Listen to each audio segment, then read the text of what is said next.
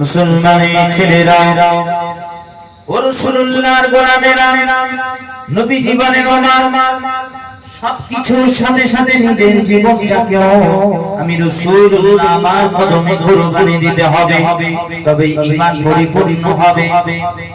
তুমি কি জানো না ওমর এই কথা শোনার সাথে সাথে হযরত ওমর ফারুক রাদিয়াল্লাহু তাআলা হুজুর আমার বলেন, ইয়া রাসূলুল্লাহ ইয়া হাবিবাল্লাহ হুজুর, আমি এখন থেকেই ওমর নিজের জায়গা পরিবর্তন করে দিলাম, নিজের জায়গা পরিবর্তন করে দিলাম, বলে ফেললাম হুজুর আমি এখন থেকে ওমর দুনিয়ার সমস্ত কিছুর সাথে সাথে দুনিয়ার ধন সম্পদ, দুনিয়ার ইজ্জত সম্মান, দুনিয়ার টাকা পয়সা সবকিছুর সাথে সাথে এমনকি ওমর আমার পরিবার, আত্মীয় স্বজন, বউ বিবি, বাচ্চা ছেলে সবকিছুর সাথে সাথে আমি ওমর নিজে জীবনের চাইতে ইয়া রাসূলুল্লাহ আপনাকে বেশি ভালোবাসি, ইয়া রাসূলুল্লাহ আমি ওমর আমার জীবনের চাইতে আপনাকে বেশি ভালোবাসি।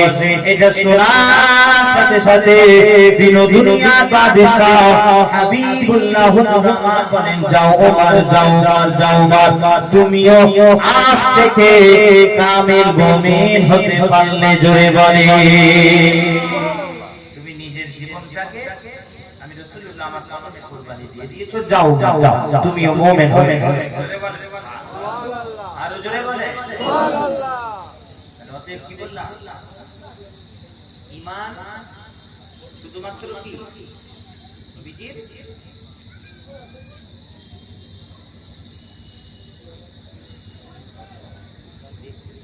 জীবনে দেখা বললাম সবার সামনে ভুলে গেছে,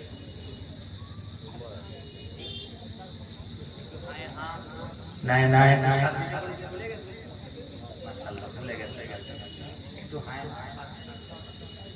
দেবেন তো ইনশাআল্লাহ, দেবেন ওই দিচ্ছেন, জিজ্ঞাসা করছি চুপ করে আসবে, জিজ্ঞাসা করছি এইভাবে দিচ্ছেন আমার একটু সাথ দেবেন, তাহলে সবাই রাজি আছে? আপনাদের কি বিরক্তি হচ্ছে? জি জি আচ্ছা আচ্ছা জানি না, আমার তো শরীর খারাপ, কি অবস্থা জানেন, মাঝে মাঝে জিজ্ঞাসা করছি আপনাদের অবস্থাটা কি। জায়গা শুনে একটু দরুদ শরীফ আল্লাহুম্মা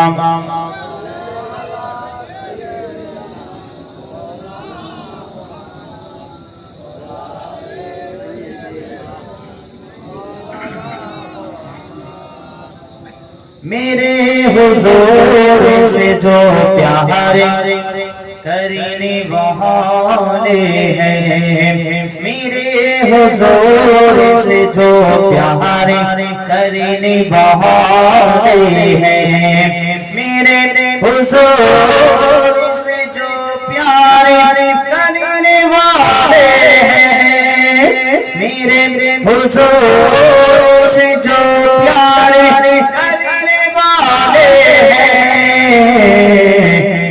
आसमान को छूकर गुजरने वाले हैं, वो आसमान को छूकर गुजरने वाले हैं, मेरे हुजूर से जो प्यारे करने वाले हैं। जोरे बोलो के चलो के चलते हैं दरबार गौस की जानिबे, चलो के चलते हैं दरबार गौस की जानिबे, चलो के चलते हैं दरबार गौस की जानिबे, चलो के चलते हैं दरबार गौस की जानिबे, ओ हम फकीरों के दामन, ओ हम फकीरों के दामन को भरने वाले हैं, हुजूर से जो प्यारे करने वाले हैं, मेरे हुजूर से जो प्यारे करने वाले हैं। अल्लाहुम्मा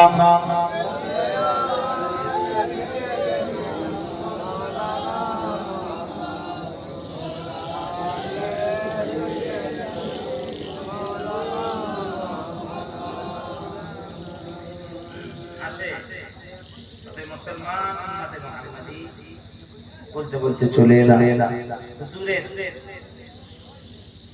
इश्क मोहब्बत প্রেম ভালোবাসা থেকে আমাদের কিভাবে সরানো হলো এটা মাথায় রাখবেন। আর এই নবীজির ইশক মোহব্বত প্রেম ভালোবাসা এটা কিন্তু অনেক বড় সম্পদ। এই এত বড় সম্পদ এত বড় নিয়ামত থেকে দূরে পড়ে আর আপনি আমি বুঝি না, আমরা বুঝি না, না বুঝে এদের পকেট ভরা দিয়ে যাচ্ছে, দিয়ে দিন দুনিয়া আখিরাত সব বরবাদ হয়ে যাচ্ছে। কেন? নবী ছাড়া কোনো রাস্তা, রাসূলুল্লাহ ছাড়া বাঁচার কোনো রাস্তা নাই। আল্লাহ বাঁচাবে, হ্যাঁ আল্লাহ বাঁচাবে। কি আল্লাহ বাঁচিয়ে নেবে না? হাসবে গেলে আল্লাহ বাঁচাবে, খবরদার আল্লাহ বাঁচাবে। আল্লাহ বাঁচালে তো হয়ে গেল, আল্লাহ বাঁচালে তো হয়ে গেল। আচ্ছা হাসরে বাঁচাবে কি? হাসরে বাঁচানোর মালিক কে? হ্যাঁ এখানেই তো গন্ডগোল। খবরদার আকীদা ঠিক করে। হাসরে বাঁচানোর মালিক একমাত্র রাসূলুল্লাহ। জোরে বলেন, আরো জোরে বলেন সুবহানাল্লাহ। একমাত্র হাসরে বাঁচানোর যদি কেউ থাকে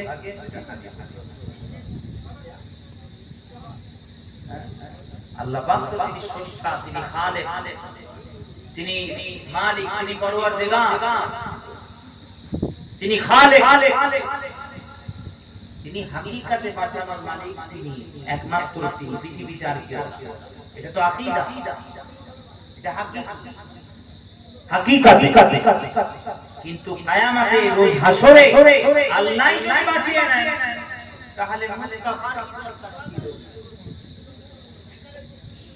রাসূলুল্লাহকে আল্লাহ বানাতে গেলেন, তার নিজের নূর থেকে নূরে মুহাম্মাদি সর্বপ্রথম খাল করলেন, আল্লাহ বানালেন, সৃষ্টি করলেন। কেন? হুজুরের কি দরকার ছিল তাহলে? অবশ্য আল্লাহ বাঁচাবেন ঠিকই, কিন্তু আল্লাহ এমনি এমনি বাঁচাবেন না, আল্লাহ তার হাবিবে তার মুস্তাফার মাধ্যমে বাঁচাবেন। জোরে বলেন রাসূলুল্লাহ। yani হুজুর আমাদের নবী পাক আমাদেরকে বাঁচিয়ে শাফাআত করে বাঁচিয়ে জান্নাতে নিয়ে যাবে। জোরে জোরে মুসলমান উম্মত মুহাম্মাদি বাঁচার বর্তমান সিচুয়েশনে যদি বাঁচতে চান, নিজের ঈমান আমল হেফাজত করতে চান, বাঁচার রাস্তা একটাই, মদিনাওয়ালা চৌক। মদিনাওয়ালা চৌক, মদিনাওয়ালা নবীর সাথে সম্পর্ক করে নেন তো বেঁচে যাবে, নাজাত পেয়ে যাবেন।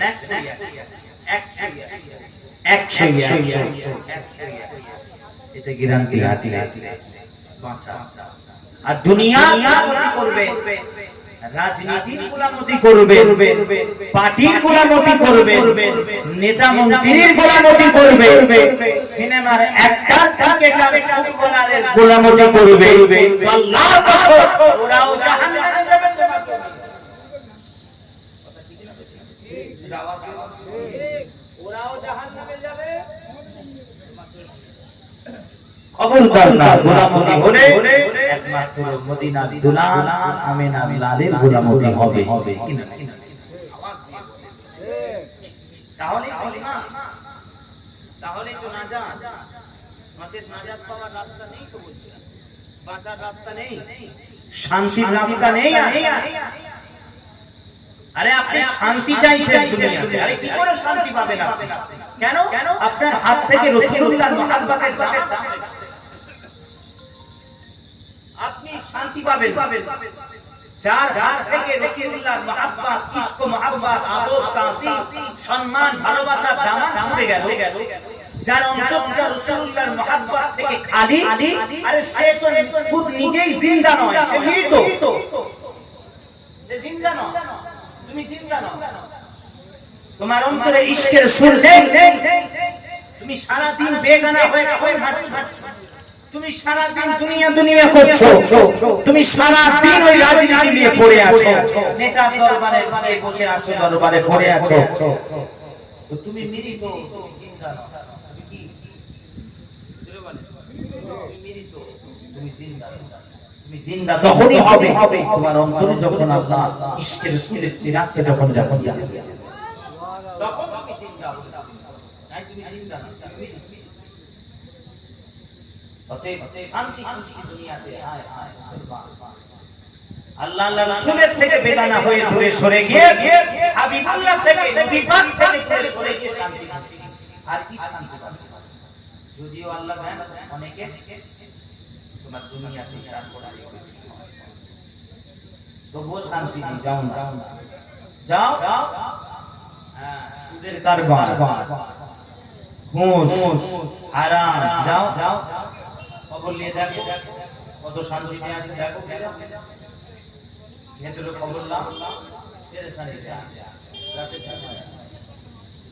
কথা বলে আসছে, কোরআনে এসেছে আলা বিযিকরিল্লাহি তাতমাইন্নুল কুলুব, আল্লাহর জিকিরে অন্তর শান্তি পায়। কোরআনে এসেছে, কোথায় এসেছে জোরে বলে? কোরআন শরীফে এসেছে যে আল্লাহর জিকির সময় অন্তর শান্তি পায়। এখন আল্লাহর জিকিরটা কি? আল্লাহর জিকিরটা কাকে বলে?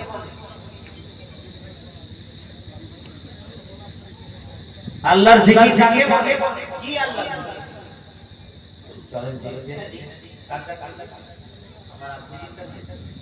আমার দাদুর কাছে চলেন নবী পাকের সাহাবা যাকে বলা হতো রাইসুল মুফাসসিরিন হযরত আব্দুল্লাহ ইবনে আব্বাস হুজুরকে জিজ্ঞাসা করেন, কোরআনে এসেছে আল্লাহর জিকির করলে অন্তর শান্তি পায়, আল্লাহর জিকিরটা কাকে বলে? কি জিনিস এটা? মুসলমানের ছেলেরা ও রাসূলুল্লাহর গোলামেরা হযরত আব্দুল্লাহ ইবনে আব্বাস হুজুরে আয়াতের তাফসীরে বলে যে কোরআনে এসেছে আল্লাহর জিকির করলে অন্তর শান্তি পায়। আল্লাহর জিকিরের নামটা কি হুজুর একটু আপনি আমাদেরকে জানিয়ে দেন যে আল্লাহর জিকির করলে অন্তর শান্তি পায়। ওই আল্লাহর জিকির কাকে বলে, নামটা কি?